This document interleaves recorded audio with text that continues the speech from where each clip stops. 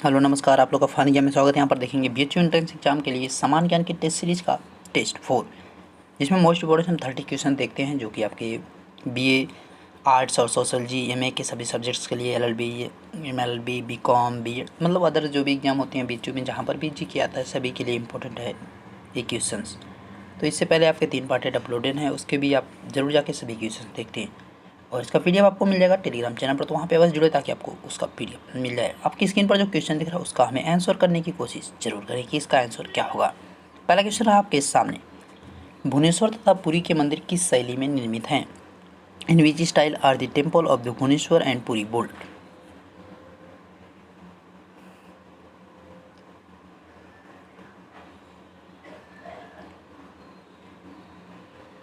तो यहाँ पे अगर राइट आंसर की बात की जाए तो राइट आंसर क्या हो जाएगा? नागर स्टाइल, यानी नागर शैली में। भुवनेश्वर तथा पुरी के जो मंदिर है वो किस में बने हुए हैं? आपके नागर शैली में बने हुए हैं। भुवनेश्वर जो है आपका कहाँ पे है? तो भुवनेश्वर में ही है। पुरी का आपका कहाँ पे? जगन्नाथपुरी की आपकी बात की जा रही है। द्रविड़ शैली की बात की जाए तो साउथ वाले की बात की जाए, ये आपके यहाँ पे दक्कन में पड़ता है। कथकली शास्त्रीय नृत्य किस राज्य से संबंधित है? Kathakali classical dance is related to which state?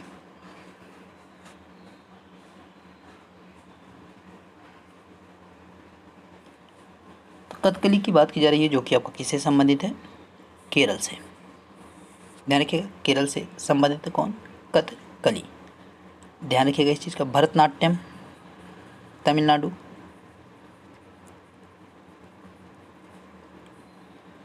Andhra Pradesh से बात करें तो कुचिपुड़ी।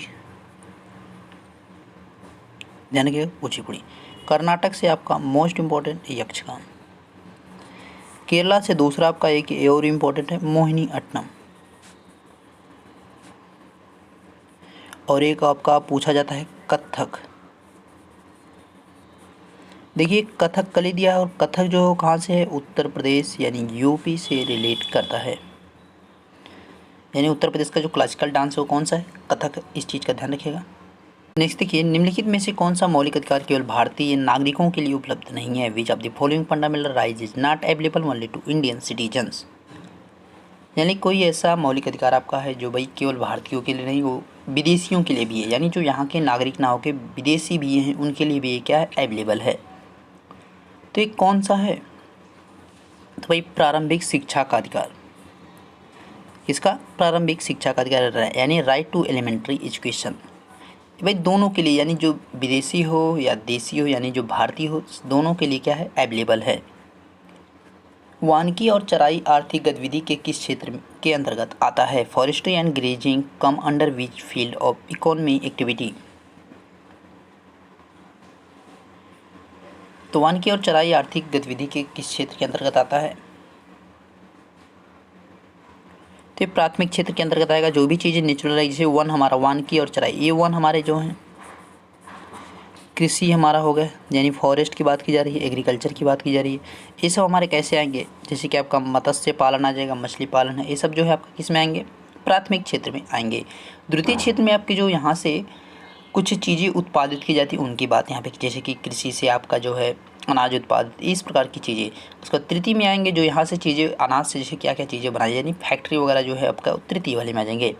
थोड़ा सा तीसरे नंबर क्वेश्चन पे आएगा, जैसे कि प्रारंभिक शिक्षा का अधिकार है, तो मौलिक अधिकारों की बात आपकी की जाती है। तो मौलिक अधिकार आपको ध्यान रखना है कि भाग 3 में दिया गया, यानी संविधान के जो इंडियन कॉन्स्टिट्यूशन उसके पार्ट 3 में किसके बारे में बात किया गया? मौलिक अधिकार के बारे में बात किया गया है।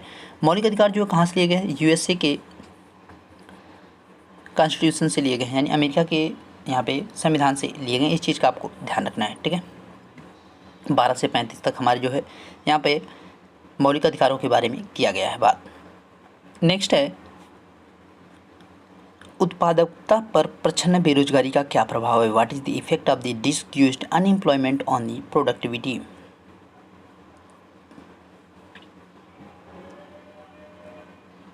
तो प्रच्छन्न बेरोजगारी पर क्या प्रभाव पड़ता है? तो यह जो है एक विकासशील देश में होती है, ठीक है। तो इसमें जो है यहाँ पे बेरोजगारी पर क्या प्रभाव पड़ता है? सुनिए, इसमें जो है प्रच्छन्न बेरोजगारी से तात्पर्य है कि इसमें जो आउटपुट और इनपुट होता है, मतलब इसमें दोनों चीज़ इक्वल होती हैं, ठीक है। मतलब जितने यहाँ पर रोजगार निकलते हैं उतने यहाँ पर जो है लोग भर जाते हैं। तो इस प्रकार से यहाँ पे आउटपुट और इनपुट जो है क्या होता है? इक्वल होता है। नेक्स्ट है, निम्नलिखित में से किसने सत्याग्रह शब्द का इस्तेमाल किया? Who among the following used the word satyagraha? तो सत्याग्रह के लिए एक ही पर्सन जाना जाता है, कौन? महात्मा गांधी। सत्याग्रह आंदोलन उनके द्वारा कई किए गए हैं। तो आज सभी चीज़ें आपको गांधी जी के बारे में याद रखिएगा। उनसे कई चीज़ें आपसे पूछ सकता है कि भाई असहयोग आंदोलन जो है, सविनय अवज्ञा आंदोलन है, नमक का आंदोलन है, और आपका जो है भारत छोड़ो आंदोलन, मतलब काफ़ी चीज़ें उनसे पूछ सकता है। त्रिपिटक किस भाषा में लिखा गया था? In which language was Tripitaka written?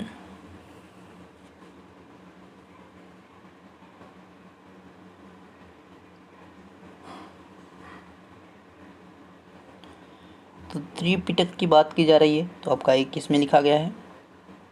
पाली में। ध्यान रखिएगा, पाली में। ओके। और पाली में सबसे ज़्यादा जो उपदेश दिया है किसने दिया है? महात्मा बुद्ध ने। इस चीज़ का भी आपको ध्यान रखना है, सबसे ज़्यादा जो पाली भाषा में उपदेश दिया किसने दिया है? महात्मा बुद्ध ने। और प्राकृत में बात करें तो महावीर स्वामी ने। महावीर स्वामी ने जो है प्राकृत में सबसे ज़्यादा उपदेश दिए। हाँ, दोनों लोगों की चीज़ें थोड़ी सी उल्टी। एक है कि प्रथम जो उपदेश दिया गया था महात्मा बुद्ध के द्वारा वो प्राकृत भाषा में दिया गया, और महावीर स्वामी ने जो पहला उपदेश दिया वो पाली भाषा में दिया। दोनों लोगों ने इस प्रकार से है, थोड़ा सा इस चीज़ का ध्यान रखिएगा। लेकिन जो सर्वाधिक उपदेश दिए गए हैं महात्मा बुद्ध के वो पाली भाषा में, जो महावीर स्वामी के दिए हैं प्राकृत भाषा में दिए गए हैं। इन दोनों का पहला जो है क्या है? आपस में एक्सचेंज है। तो याद कैसे रखेंगे? महावीर स्वामी का नाम थोड़ा सा ज़्यादा बड़ा है तो उनके लिए प्राकृत भाषा, यानी ये भी आपका बड़ा है थोड़ा सा। प्राकृत यहाँ पे 3 लेटर है, और महात्मा बुद्ध थोड़ा सा छोटा पड़ रहा है, उसके लिए आप यहाँ पे पाली लिखेंगे। अमजद अली खान किस वाद्य यंत्र से जुड़े हैं? Amjad Ali Khan is associated which musical instruments?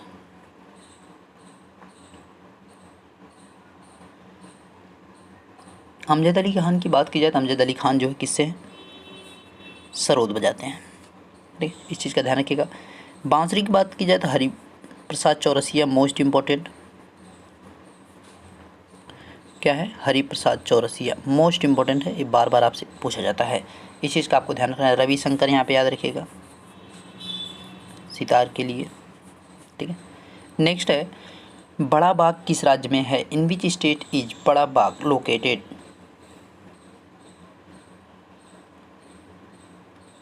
तो भाई पहले पता आपको होना चाहिए बड़ा बाग है क्या। बड़ा बाग जो है एक राष्ट्रीय उद्यान है जो कि आपका कहाँ पे? राजस्थान में है।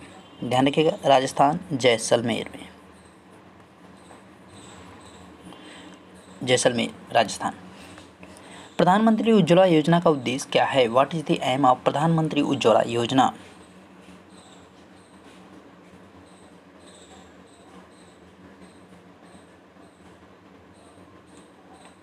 प्रधानमंत्री उज्ज्वला की अगर बात की जाएगी तो ये जो है आपका मुफ्त गैस कनेक्शन से रिलेट करती है। ठीक है, मुफ्त gas connection to provide free gas connection से इसको शुरू किया गया था 2016 में। ध्यान रखिएगा, 2016 में प्रधानमंत्री उज्ज्वला योजना को शुरू किया गया था। इसका मुफ्त जो मेन एम है यानी उद्देश्य जो क्या है? मुफ्त गैस कनेक्शन प्रदान करना। निम्नलिखित में से कौन सा देश आसियान का हिस्सा नहीं है? Which of the following countries are not a part of ASEAN?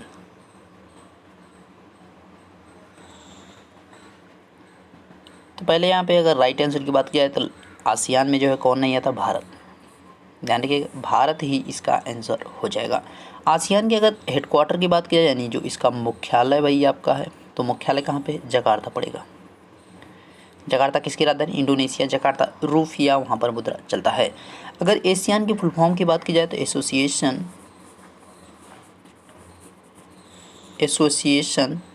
Of south east Asian Nations, ये क्या है? इसका फुल फॉर्म है एशियंस का। ध्यान रखिएगा। उलर झील किस राज्य में है? Wular lake is in which state?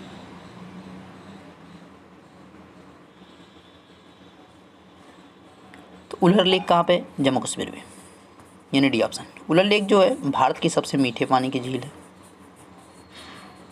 मीठे पानी की झील यानी आपका जो है स्वीटेस्ट लेक।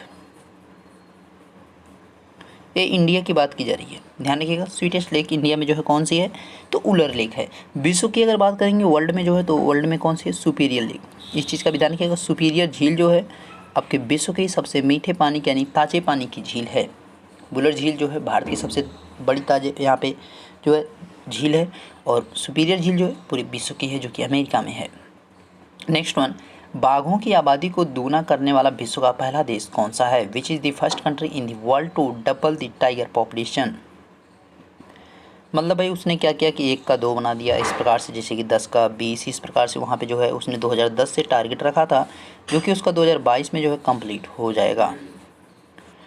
तो टारगेट जो है किसके द्वारा रखा गया था, किस देश के द्वारा, तो नेपाल के द्वारा यहाँ पे, ठीक है। इस चीज़ का आपको ध्यान रखना है, किसके द्वारा, नेपाल के द्वारा, जो कि 2022 में अचीव कर लेगा। भारत के पहले सौर मिशन का नाम क्या है? What is the name of Indian first solar mission.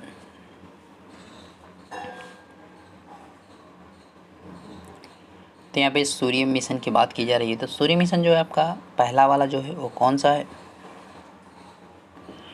Aditya EL1, ठीक है। इस चीज़ का ध्यान रखिएगा, आदित्य EL1 ध्यान रखिएगा। निम्नलिखित में से कौन सी पहाड़ी या चोटी अंडमान निकोबार द्वीप समूह में पाई जाती है? Which of the following hill peak is found in Andaman and Nicobar द्वीप ग्रुप। तो अंडमान निकोबार, इसकी राजधानी की अगर बात करें तो क्या हो जाएगा, पोर्ट ब्लेयर है। पोर्ट ब्लेयर जो है इसकी राजधानी है, ध्यान रखिएगा, पोर्ट ब्लेयर, किसकी, अंडमान निकोबार की। तो यहाँ पे जो है सैडल पीक जो है अंडमान निकोबार की सबसे ऊंची चोटी, इस चीज़ का आपको क्या करना है, ध्यान रखना है, ठीक है। और अगस्त्याय लाई जो पहाड़ी वो आपकी कहाँ पे पड़ेगी, तो केरल में पड़ती है। अगस्त्याय हिल जो है एक केरल में है। अनंतगिरी पहाड़ी की अगर बात करें तो अनंतगिरी जो आपकी पहाड़ी है वो कहाँ पे पड़ेगी, वो तेलंगाना में पड़ेगी। वो कहाँ पड़ेगी, तेलंगाना में। अयोध्या पहाड़ी की अगर बात करें, अयोध्या जो पहाड़ी वो कहाँ पे पड़ती है, तो पश्चिम बंगाल में, यानी वेस्ट बंगाल में। पश्चिम बंगाल में कौन पहाड़ी पड़ती है, अयोध्या पहाड़ी पड़ती है, इस चीज़ का ध्यान रखिएगा। नेक्स्ट वन है, भाभा परमाणु अनुसंधान केंद्र का मुख्यालय कहाँ है? Where is headquarter of the Bhabha atomic research centre.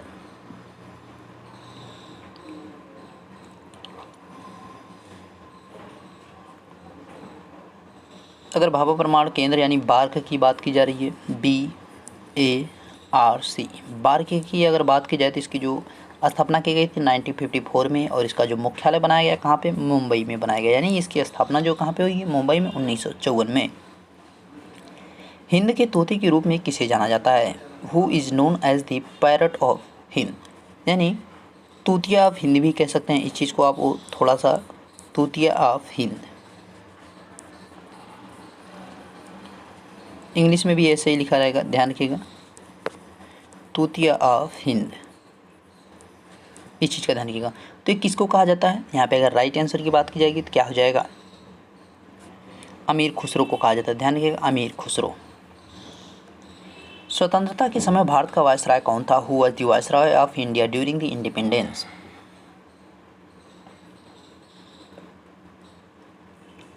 तो स्वतंत्रता के समय भारत का जो वायसराय था वो कौन था, कौन थे भाई? लॉर्ड माउंटबेटन, ध्यान रखिए, लॉर्ड माउंटबेटन 1947 में उस समय क्या थे, वायसराय थे। अब अगर बात करेंगे स्वतंत्र भारत के प्रथम भारतीय नागरिक, अच्छा प्रथम भारतीय नहीं, प्रथम भारतीय वायसराय, प्रथम भारतीय वायसराय यानी first Indian viceroy. First Indian viceroy की अगर बात की जाएगी तो क्या हो जाएगा, फर्स्ट इंडियन वायसराय। तो कौन थे भाई, ध्यान रखिएगा, सी राजगोपालाचारी। कौन थे, सी राजगोपालाचारी। कौन, सी राजगोपालाचारी, इस चीज़ का आपको ध्यान रखना है, ठीक है। ये प्रथम भारतीय वायसराय थे, स्वतंत्रता के बाद जो है ये प्रथम जो भारतीय वायसराय बने थे। स्वतंत्रता के बाद जो है कौन वायसराय थे, तो उस समय जो है आपका कहेंगे तो लॉर्ड माउंटबेटन। जब तक वो नहीं बोलेगा स्वतंत्रता के बाद प्रथम भारतीय, तो ध्यान रखिएगा तब आप राजगोपालाचारी करेंगे। किस ग्रह में चंद्रमा की संख्या सबसे अधिक है? Which planet has the largest number of moons. तो बृहस्पति के पास है, ध्यान रखिएगा किसके पास, बृहस्पति के पास। किसने है, 67। इस चीज़ का आपको ध्यान रखना है, ठीक है। सबसे बड़ा जो यहाँ पे उपग्रह है पूरे सौरमंडल की यहाँ पे अगर बात करेंगे तो कौन है, गैनीमीड है, जो कि आपका बृहस्पति के पास ये गैनीमीड जो है आपका, ध्यान रखिएगा गैनीमीड जो है किसका, बृहस्पति का है। शनि के पास अगर बात करें तो इसके पास 62 जो है आपका क्या है, सैटेलाइट है यानी उपग्रह है, चंद्रमा है, ध्यान रखिएगा। इसका जो सबसे बड़ा वाला कौन है, टाइटन है। इस चीज़ का भी आपको ध्यान रखना है। बुध की बात करें तो बुध और शुक्र यानी मरकरी और वीनस की बात करें तो इनके पास कोई भी नेचुरल सेटेलाइट नहीं, इनके पास यानी जीरो जो है आपके पास सेटेलाइट है। बुध और शुक्र जो है इनके पास क्या है, जीरो चंद्रमा, यानी इनके पास कोई भी प्राकृतिक उपग्रह नहीं है। पृथ्वी की अगर बात करें तो एक इनके पास जो चंद्रमा क्या है, एक ही चंद्रमा जिसका नाम चंद्रमा ही रखा गया है। बाकी जो सभी यहाँ पे ग्रह होते हैं सबके जो उपग्रह बोले जाते हैं सभी को चंद्रमा ही कहा जाता है, लेकिन किसी का नाम जो है चंद्रमा नहीं रखा गया है, सबका नाम अलग अलग रखा गया है।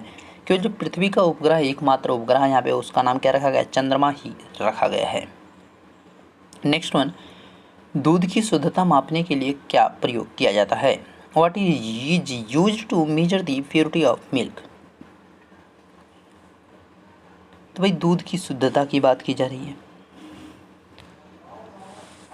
तो क्या किया जाता है, लैक्टोमीटर, ध्यान रखिएगा लैक्टोमीटर का प्रयोग किया जाता है। बैरोमीटर की यहाँ पे बात करें तो ये दाब की मापने के लिए, ठीक है, वायु दाब मापने के लिए। थर्मामीटर आपका यहाँ पे टेम्परेचर जो मानव शरीर का टेम्परेचर मापने के लिए किया जाता है। हाइड्रोमीटर क्या होता है, हाइग्रोमीटर की अगर बात करेंगे, हाइग्रोमीटर तो ये आर्द्रता के लिए होता है, ठीक है, इस चीज़ का भी आपको ध्यान रखना है। नेक्स्ट वन, निम्नलिखित में से कौन सी नदी पश्चिम में बहने वाली नदी नहीं है, which of the following is not a west flowing river.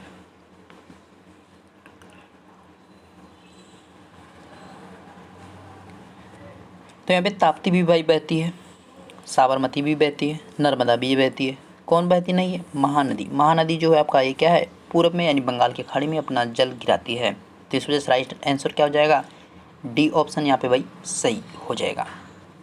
Next one है, किस पंचवर्षीय योजना की अवधि 4 साल की थी, 4 साल के लिए थी।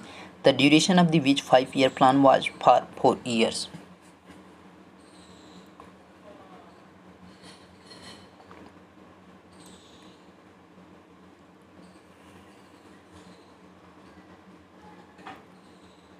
तो यहाँ पे अगर बात की जाएगी राइट आंसर की तो क्या हो जाएगा,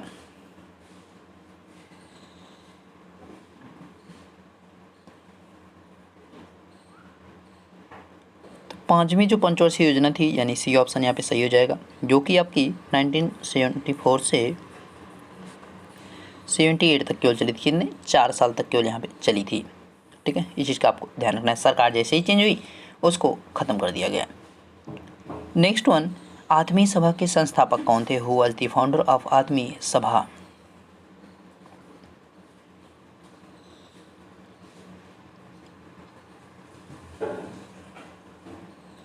तो आत्मीय सभा की अगर यहाँ पे बात करेंगे तो राजा राम मोहन हो जाएगा, ध्यान रखिएगा राजा राम मोहन राय।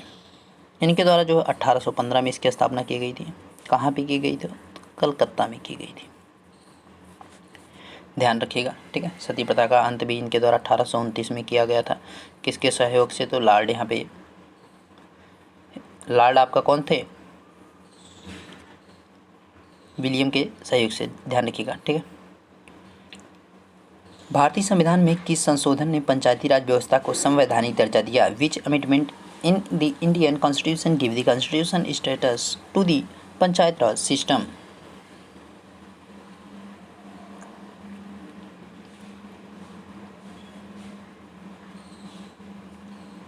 तो 24 का राइट आंसर क्या हो जाएगा, तो भाई 73rd यहाँ पे 73वें संविधान संशोधन 1992 के तहत किया गया था, यानी 73वें संविधान संशोधन यानी 73rd अमेंडमेंट 1992 में किया गया था, 1992, ध्यान रखिएगा। 73rd किससे संबंध करता है, पंचायती राज व्यवस्था से। पंचायती राज व्यवस्था के बारे में जो अनुच्छेद 40 में कहा गया है, ध्यान रखिएगा। विश्व का सबसे बड़ा चलायमान राष्ट्रीय उद्यान किस झील पर स्थित है, on which lake is the world largest mobile national park located. यहाँ पे मोबाइल नहीं रहेगा, ध्यान रखिएगा, यहाँ पे फ्लोटिंग रहेगा, फ्लोटिंग, चलायमान मतलब क्या होता है कि तैरता हुआ, ठीक है, तैरता, जो चलता फिरता। यहाँ पे फ्लोटिंग हो जाएगा, यानी तैरने की बात की जा रही है। तो जो फ्लोट करता है यानी जो जल के ऊपर तैर रहा है उसकी बात यहाँ पे की जा रही है। तो किस झील में है? लोकटक झील में, आपका मणिपुर में पड़ता है, ठीक है, मणिपुर में पड़ता है, ध्यान रखिएगा। कहाँ पे? लोकटक झील में, मणिपुर में पड़ता है। सांबर झील की बात की जाए तो राजस्थान में पड़ती है, जो कि भारत की सबसे खारे पानी की झील है। चिल्का झील की बात करें तो भारत की सबसे बड़ी झील है, इस चीज़ का आपको ध्यान रखना है। डल आपका जम्मू कश्मीर। भारत के किस गवर्नर जनरल के तहत दूसरा एंग्लो सिख युद्ध लड़ा गया था? Under which governor general of India the second Anglo Sikh war was fought?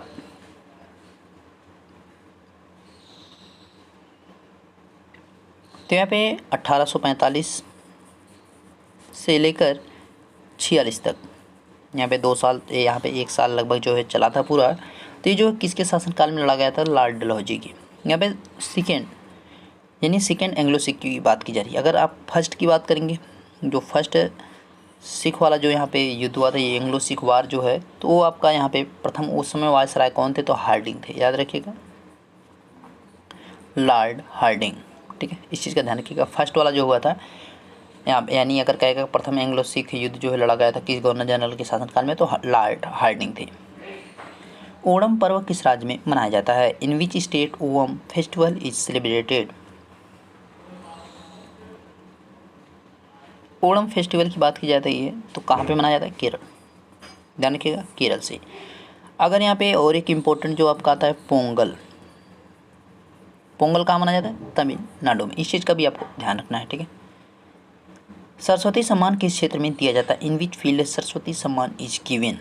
ये देखिए मोस्ट इंपॉर्टेंट है, तो ये आपसे मतलब इसका जो करंट से भी पूछा जा सकता है, तो हमेशा देख के जाइएगा जो भी पुरस्कार वगैरह होते हैं कि भाई कौन से ईयर में, मतलब रिसेंट में किसको दिया गया है, उस चीज़ का हमेशा ध्यान रखिएगा। तो सरस्वती सम्मान जो है साहित्य के क्षेत्र में दिया जाता है, इस चीज़ का ध्यान रखिएगा, साहित्य के क्षेत्र में दिया जाता है। इसकी स्थापना जो 1991 में की गई के बिरला फाउंडेशन के द्वारा, के जो है बिरला फाउंडेशन के द्वारा 1991 में इसकी स्थापना की गई, इस चीज़ का भी ध्यान रखना है। तो यानी जो 22 भारतीय हमारे संविधान में 22 भाषाएं जो हैं वर्णित हैं, उन्हीं में से जो है साहित्य में आप उत्कृष्ट प्रदर्शन के लिए जो है क्या दिया जाता है? साहित्य पुरस्कार के क्षेत्र में यहाँ पे सरस्वती सम्मान। विश्व एड्स दिवस किस दिन मनाया जाता है? World AIDS day is observe on the which day are celebrated? तो HIV की बात की जा रही है, यानी एड्स की बात की जा रही है, तो इसको कब मनाया जाता है? 1 दिसंबर को, ध्यान रखिएगा, 1 दिसंबर। 4 फरवरी की बात की जाए तो वर्ल्ड कैंसर डे मनाया जाता है, वर्ल्ड कैंसर डे, इस चीज़ का भी आपको ध्यान रखना है, ठीक है। विश्व बैंक का मुख्यालय कहाँ है? Where is the headquarter of world bank?